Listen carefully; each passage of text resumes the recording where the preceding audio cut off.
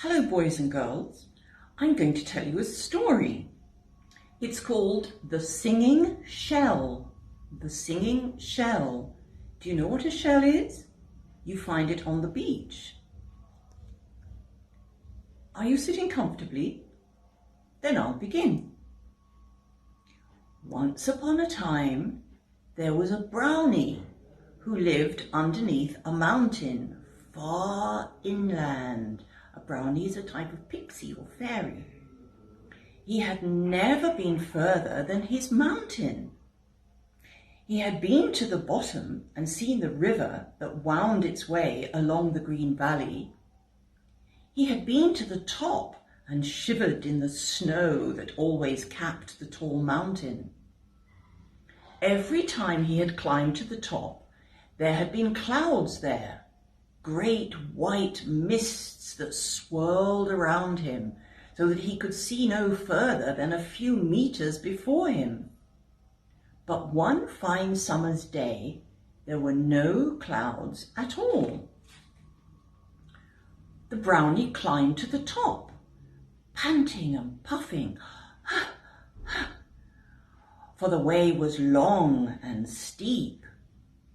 He was surprised to see no white mists, but he did not look around until he reached the very top.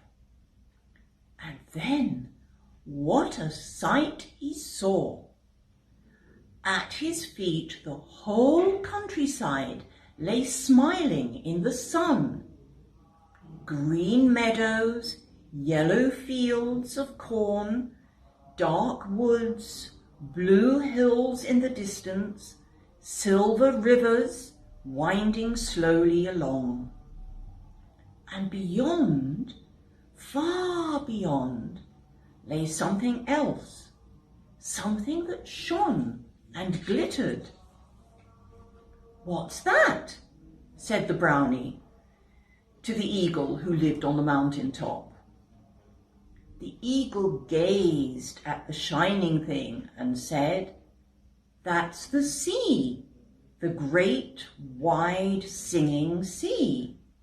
You should visit it, brownie, and make friends with the mermaids and mermen.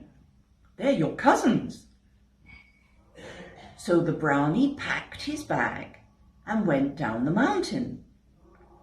He followed green valley after green valley, and at last he came to the sea. There were hundreds of children there, paddling, bathing, and digging. The brownie hid behind a rock and watched them. Then he slid into a pool and went to seek his sea cousins. He spent the whole summer by the sea, playing with the mermaids and mermen. He made himself a slippery suit of seaweed and a necklace of shells. Once he even played with some children, and they didn't guess he was a brownie. He had a perfectly lovely time and grew as brown as his name. But the longest of holidays must come to an end. The day came when the brownie had to say goodbye to his new friends and go back to his mountain home. He was sad, and he wept tears into a pool. "I wish I could take the sea with me," he said.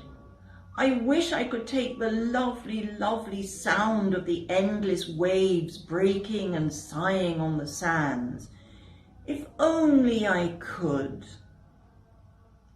"We'll give you the sound of the sea for a parting present," said a mermaid, and she picked up a big curly shell. She let a little wave break into it, and then she emptied out the salt water and gave the shell to the brownie. "Put it to your ear," she said. "Whenever you long for the sea, listen to your shell. You will hear it there."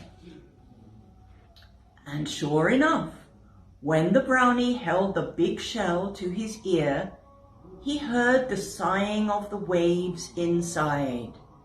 how delighted he was. "Shh," sang the shell. "Shh." He took it home with him and put it on his mantelpiece in his cave beneath the mountain.